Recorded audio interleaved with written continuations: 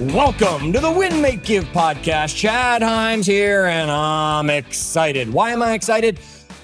It's not because Bob's not here, folks. I know you know. Sometimes I look forward to the episodes where Bob decides to vanish on me and leave me flying solo. No, it's the guests I get to bring. Yet before I bring today's guest on, which is going to definitely bring a calm to this conversation, I'm sure of it.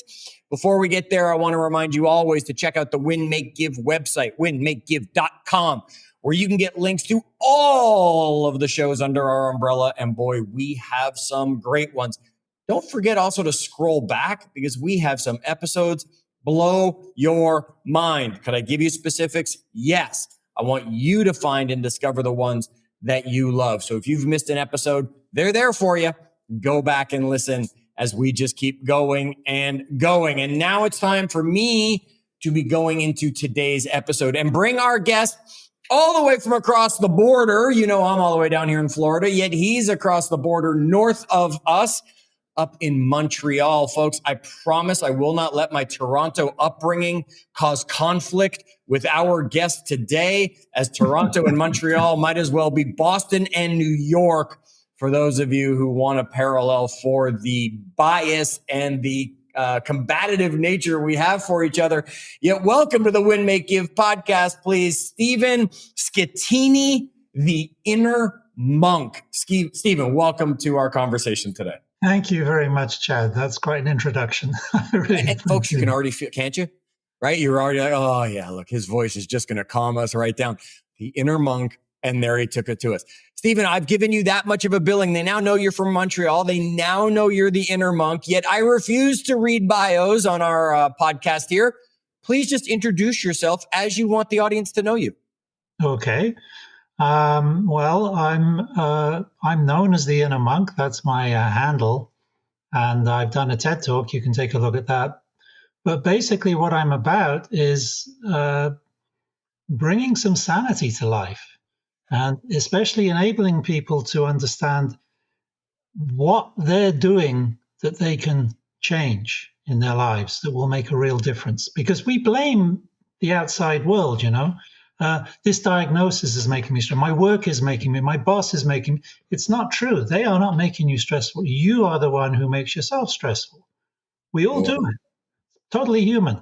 To understand that is to take the first step towards freeing yourself of stress. Okay, I love that. And folks, we all need the mindset conversation that's going to come from this one with Stephen here today. Stephen, here's what I know. Someone who's telling me what you're telling me probably learned it the hard way. Yeah. Now, I could be wrong. I could be guessing. Yet there's a story behind how you became not just Stephen Schettini, but you became the inner monk. Would you mind giving us a little bit of the history so that we can connect and say, oh yeah, that's me right now and I need this? Okay. Well, my background's a little unusual, so you may have trouble relating to it at first, but it's not that different. When I left school, when I left university at the age of 22, I was very unhappy, very unsatisfied, and I decided to leave everything behind and go off to India. Which I did. That's a long story. But I got there, I became a Buddhist monk, and I stayed with the Tibetans for 8 years. And that's where I got my foundation in all of this. And yeah, I did it the hard way. I shaved my head. I took a vow of chastity. I lived through my 20s as a monk. And you might think that means living in complete silence and focus and concentration, but you know, you take the vows and you become a monk and you're still the same human being that you were the day before. So it's coming to terms with that is long and arduous and complicated. And what you come back to in the end is that, well, you know, it's just me sitting here. This is who I am. And that's the question. Who am I? Not what is my history, but who am I in the sense of why am I like this? What sort of person am I when I'm dealing with difficult situations, when I'm dealing with an aggressive person, or when I'm dealing with a big disappointment in my life? How do I handle it? So it's those patterns that we have in ourselves, the way in which we react, those patterns which we tend to identify with as being who we are. They are not us. Those are learned behaviors, and we can change them. So that's what I learned. Well, I learned the theory of that by being a monk. Then I left the monastery. I came back to ordinary life. That's when I moved to Montreal. And it was the next 20 years, really, which taught me how to use all this stuff that I'd learned, apply it to life, and actually make real change. That's the key right there, folks. Every episode we bring you something. Every book I hear everybody talk about reading, it brings you something. Every experience brings you something. Stephen, you applied it, right? Yeah. That's going that extra step, not just saying, oh, well, sure, I read that in the book, or, oh, sure, I heard that in a class. It's the, I learned it wherever it was, inside you, in a class, in a book, on a podcast, and then applying it. What sets you apart? And I know you're going to be modest and take nothing, right? Yet what sets you apart that had you able to be someone who said, I can apply this to life?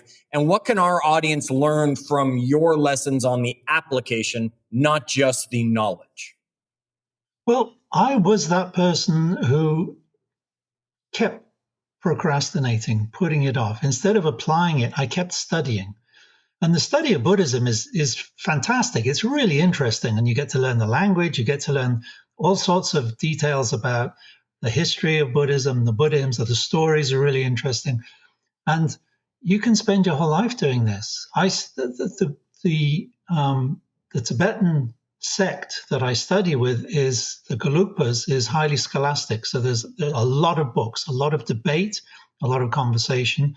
And I did that for years, and I was fascinated by it, and I loved it. And it made me feel clever, and it made me feel a little bit important because I was a teacher too. And then one day I realized that it doesn't matter. It's not about the knowledge, that sort of knowledge. It's about this sort of knowledge. Folks, he's going from his head to his heart since you can't see him, right? It's not the brain knowledge. Sometimes it's the heart, emotional, actually feeling knowledge. Thank you for the illustration. Perfect. Yes. Okay. So that's when I realized that I could have spent the rest of my life in that monastery teaching, feeling very clever, being put up on a pedestal and all that. But I realized that that's not going to make a difference. It's like self-help. You can get all the self-help books you want, and some of them are wonderful. They give you really good advice, but it doesn't necessarily mean you're taking the advice. You're just reading the book. That's all. Yes. And it's easy to read a book. Applying it is a different matter altogether. It's hard and sweaty and disappointing and frustrating, and you've got to come to terms with all your negative self-talk, especially. That's the hard part. Oh, I should get it, but I don't. What's wrong with me? That sort of thing. Talk about that. Let's talk about that right there, because we know everybody has that negative voice in their head. Yeah. Even you, the most positive person there's still the voice. You've learned to maybe cage it. You've learned to maybe make it the minor voice, not the louder voice that's happening. Yeah. Help us, those of us that have that self-doubt, those of us that beat ourselves up, whatever it is. What can we do to make that voice the background voice, not the forefront voice in our brain? Well, you have to be listening to it in a new way. And that's what mindfulness is. Mindfulness is a way of not just knowing what you're doing, but taking a step back from it too and seeing it more objectively. And so when I see myself saying, oh, Stephen, you stupid, what do you do that for?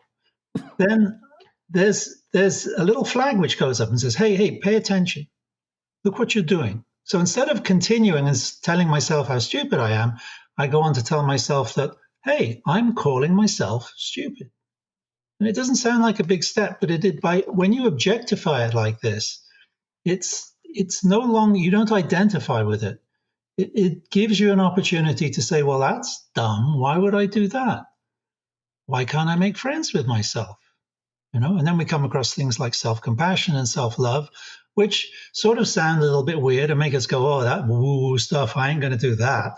Okay. Which also our people love the woo-woo stuff. Keep going with the woo-woo stuff. It's okay. Some do, and some are embarrassed by it. Yep.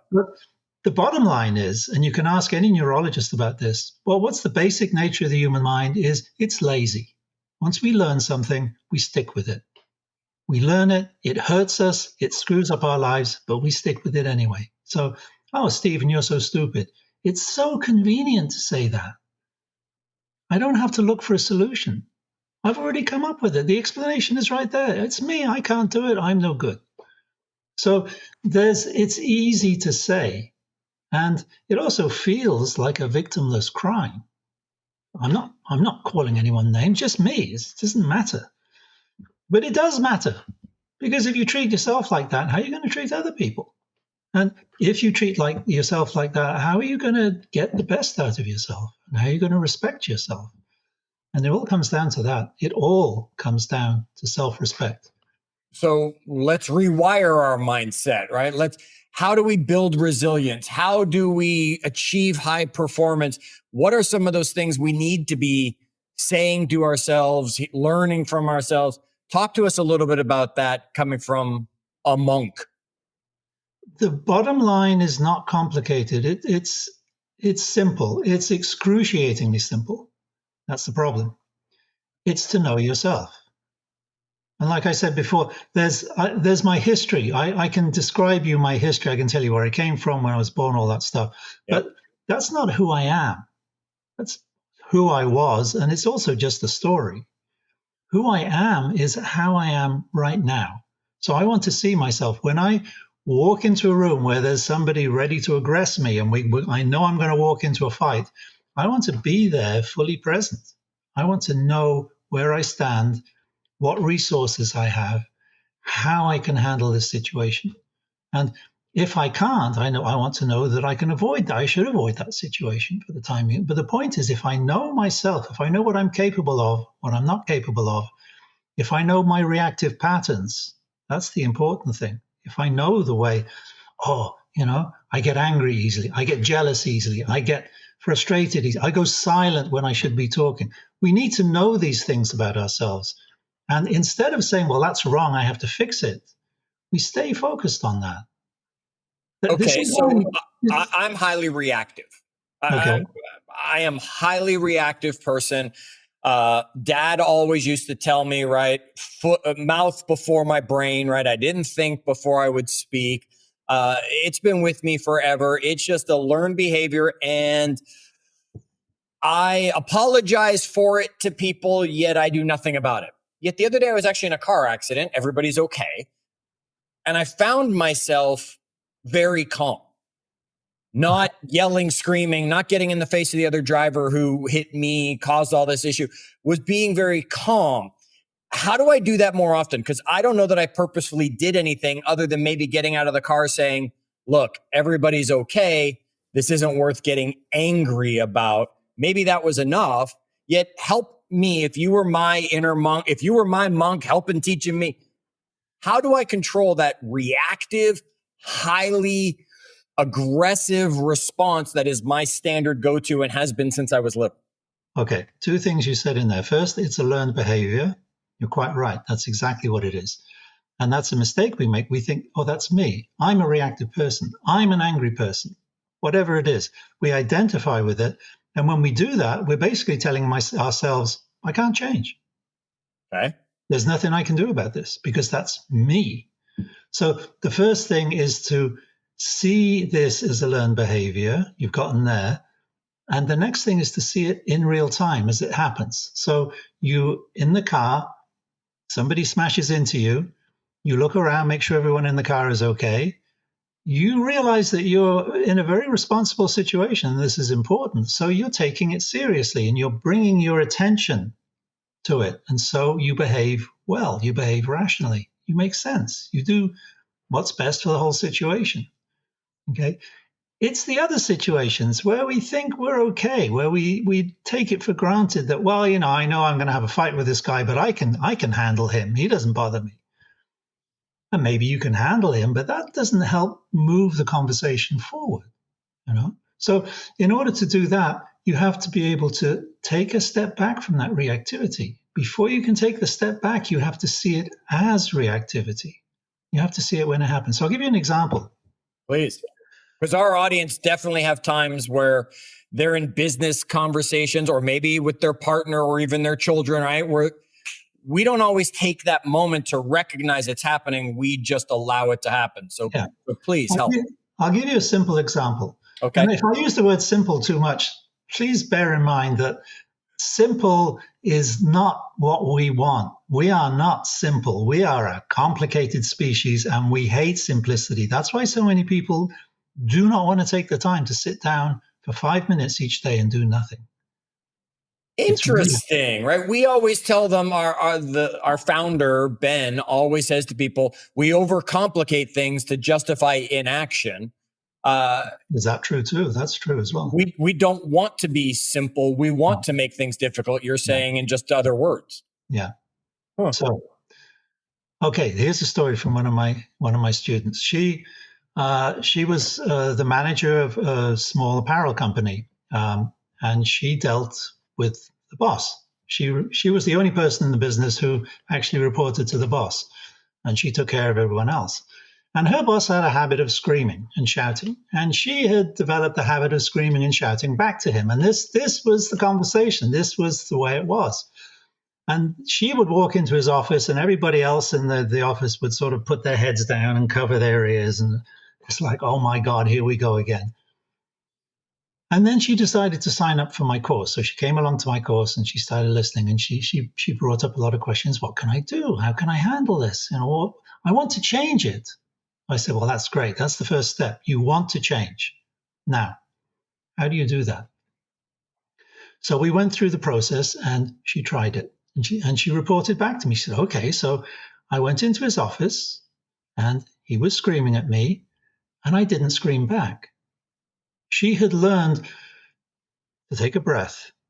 And that one breath, because she is meditating every day, not for long, only for 5 minutes, but because she does that every day, she's got that memory in her mind that I can take a breath. And when I take a breath, I go to this place where I'm really focused and I'm really clear.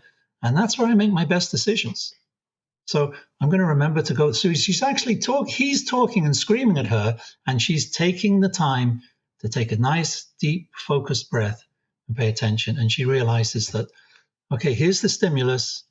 Here's the response, but I don't have to do that. I can do it differently this time. I can think about it. She's made space now between the stimulus and the response so she can bring her conscious attention to the matter instead of just reacting on automatic. And it's because she was doing meditation already that she was able to just capture that feeling, sensation, calmness that comes from it with a simple breath because she'd been practicing. The tool is knowing it is not a tool. It's a tool when it becomes second nature to you. When you're doing it all the time and you recognize it and you feel the benefits of it, then it becomes a real tool. It's a go-to. You go and get in those moments of stress where you're really more likely to give into your automaticity than you are to give into your conscious, careful thinking. That's when you really, really need to take that breath. And so you need some sort of formal practice to keep that in. But the formal practice is not the real thing. The real thing is when you walk into that office and you change your behavior. Now, because you've been doing the practice. Doing the practice. Right. Yeah. And sitting down in a quiet room is not really the practice. That's the preparation. The practice is going around in your life, getting stuff done and keeping yourself balanced. It's work.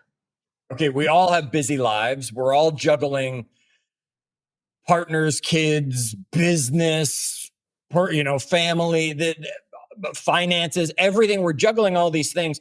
How do we find that balance? And I don't like using that word yet. How do we find that balance so that we can not find ourselves exploding here, crashing there, almost like having sugar high throughout the day? You have to be motivated, and you can't invent motivation. It has to come from somewhere. The people who do this best are the people who've really, that life has really kicked in the stomach. For example, I teach a group of cancer survivors every week. Mm. So these people have had a diagnosis. Some of them know they're going to die. And all of them know that they're going to spend the rest of their living lives in that sort of doubt of, is it going to come back? There's always that stress. They've got to keep going back to the doctor. These are the best students I've ever had, all of them, without exception. They always are, because they're motivated, because they realize that if they don't take control of their minds now, then they never will. And it's more important than that is that they don't want to spend the rest of their lives thinking, oh my God, what's going to happen when it gets worse? I'm going to be in bed and I'm going to be at the hospital. I'm going to be sick. And you spend your whole time ruminating, catastrophizing, worrying. They don't want that. They want to live. Whatever they've got, if they've got 6 months left to live, they want to live. They don't want to catastrophize. And they're ready. They are motivated because they know, they recognize their own mortality. That's a biggie. Yeah, and how many of us in business don't? We just catastrophize everything about the sky is falling because one conversation goes poorly or one person quits or one deal falls apart and we let the whole thing snowball. Yeah, and you've got to keep it in perspective as well. I mean, it's a job. Yeah, we need money. Yeah, of course we need a living. Of course we need all of this stuff, but it's just a job. It's not life. We're talking about life itself. And some things are more important than making money. And making money alone is not enough. I'm laughing over here, and I know you could see that. We forget it so easily, but we know it's true. Our audience are all entrepreneurs, so they're all sitting there going, no, it's about making money, right? And it's not, right? It's about helping people. It's about growing a legacy. It's about all these other things. Money is just... Let me ask them then, well, what are you making money for? What is the money going to bring you? Right. You're looking for something. I mean, the money, you can pile it up in your hands. What are you going to do with it? Eat it? It's useless. It's no good for that. You're making the money for some other reason. What is that other reason? Is it because you want to transform the world and make it a better place? Well, then you're going to get a lot of satisfaction from it. Is it because you want to indulge in all those things that you see, all those shiny things that everyone else has got? Well, you're probably going to go through a bit of disappointment, but go ahead and find out. But keep your eyes open. This is the key. Keep your eyes open. Be honest. Okay, I'm doing this because I want that, and I'm going to get this, and it's going to make me happy. But does it? You just said 2 words in there, Stephen, that I really want our audience to hear. Be honest. Yeah. Right? If you're doing it because you want the fancy new car, great. Yeah. Right? Just acknowledge that's what you want. Now you're going to have disappointment once you get the car because now there's nothing and you've had it or whatever. And you're going to end up living this life where you're always chasing, the next shiny object. Yet if that's what it is, it's okay to be honest with that, because by not being honest, you're never going to find yourself having the balance you need within yourself to get where you're going. That's the trouble. We hide from ourselves because we're afraid of the judgment of others, of our parents, our teachers, society in general. You shouldn't be doing this, You should be working for the good of others, not to buy a shiny bauble, But I don't want to admit that, but I really do want that shiny bauble. But I don't really want to admit that. So I kind of keep that to myself. We have this amazing ability to lie to ourselves and then believe it. Oh, I like that. It's so weird, but we do it all the time. We tell ourselves the same thing often enough. We're going to believe that it's a truth sooner or later because we're going to hear that voice in our head. Okay. During the 15-point plan, and audience, if you haven't checked out the 15-point plan podcast, please go check out the 15-point plan podcast. It's fantastic. It's a way to help you with your energy and your happiness that Ben has built, that we've been able to bring to you for years now. One of the things in there is mindfulness, and a lot of people take that as meditation. Yet most people, I don't want to say everybody, yet most people that I know, when it comes to meditation, Stephen, they think it means sitting there, right? The hands in the pose that we all see and just going om for like however long. And then they get angry at themselves because they remember that they need to put mayonnaise on the shopping list or whatever it is. And help us understand what meditation truly is, coming from a Buddhist monk, right? And how we can adopt that practice to then give us the opportunity to practice it when we walk into those situations, because we have practiced doing it and we're able to call upon it when it's needed. Can you talk to that and the objection so many people have to, I don't have 5 minutes to sit there and just go, Okay. Mindfulness and meditation are different. They overlap. There are commonalities, but they are different things. And the fundamental difference is this. The point of meditation is to make you feel calm and peaceful and relaxed. Okay? Yep. So if you feel negative or bad or irritable or anything, you're not meditating. It's no good. It sucks. The purpose of mindfulness is not to feel good, but to feel everything. Okay. That's a great definition. You feel shitty, you say, hey, I'm feeling shitty. All right? And that's okay to say I'm feeling shitty and acknowledge it. Well, we're back to being honest, right? This is all about being honest. There you go. And trust me, that is the hardest part of this. Because this way we have of lying to ourselves it's incredible. We're so skilled at it, it's unbelievable. But to be honest, to recognize your feelings, and this is the other hard part that a lot of people have, is first, you always start with the body. Mindfulness starts. There are 4 fields of mindfulness, 4 cycles of mindfulness, if you like. You start with the body and you see how you're feeling in your body. I feel tension in my stomach. Okay, so there's tension. Now, what about my emotional state? How do I feel emotionally? Well, I'm uneasy. I'm feeling irritable. Something's going on. And what sort of thoughts are coming out of that?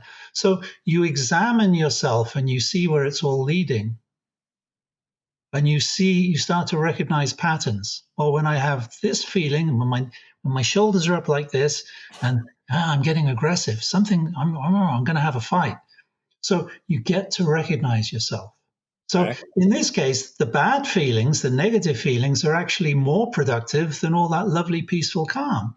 Sure. So when we sit down here, what we do is we take a couple of minutes to do that old-fashioned meditation where we are trying to become calm and peaceful. And that's the start. And that's good for a couple of minutes. But then you move on. If you don't move on from meditation to mindfulness, then all you're going to get from that session is whatever happens in those few minutes that you're there.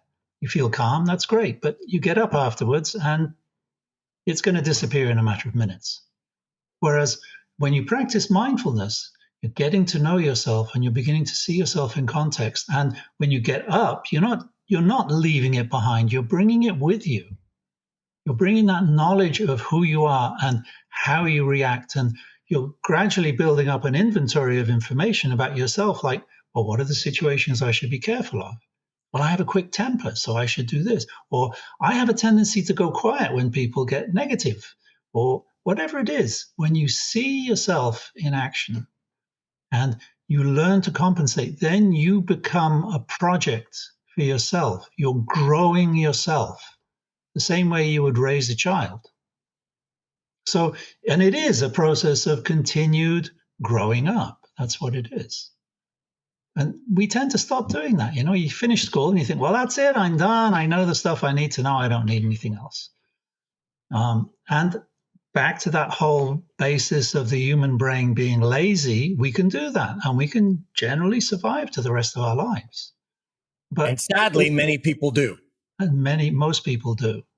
But that's all it is survival. It's not what we call flourishing, which is what we want. I mean, if you're an entrepreneur, if you're working that hard to make all that money, you don't want the money, you want the flourishing. That's really what you want. You want your life to whoosh. And that's cool. But I love that. You've got to work for it. It doesn't just happen. We want our life to whoosh. I like that. I'm going to use that on somebody sometime soon. Steve, you've got a program for our audience. If they want to check it out, if they want to learn a little bit more to go to the next step, start learning, tell them how they can look it up and tell them a little bit more about it. Sure. It's called Mindfulness Live. And you can find it on my website at mindfulnesslive.ca, because we're in Canada. And Mindfulness Live is one word, no punctuation.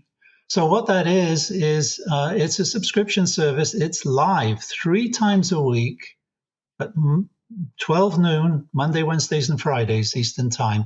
I teach for half an hour. So it's a little bit of meditation, a little discourse, a little more meditation, and that's it. But what people are getting from this is the consistency, the regularity, 3 times a week. The problem with meditation is not that people don't like it. Anyone who does it, if you go for a 5-day retreat or something like that, most people love it.